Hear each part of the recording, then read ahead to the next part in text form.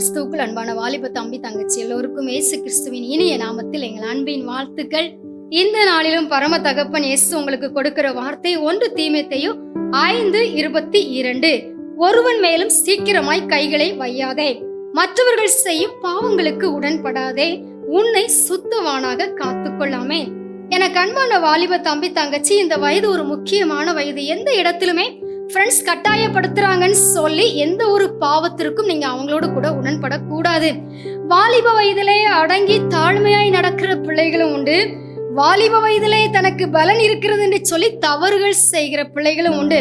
மற்றவங்க தவறு செய்யறாங்கன்னு சொல்லி நாம் தெரிந்திருந்தும் கூட அவர்களுக்கு நேரடியாகவோ மறைவாகவோ உதவி செய்து அந்த காரியத்திற்கு நீங்கள் உடன்படக்கூடாது. தேவன் அதை வெறுக்கிறார்.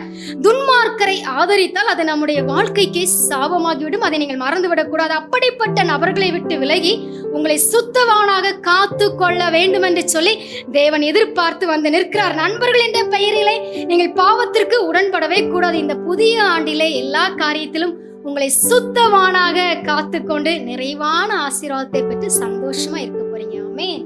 God bless you.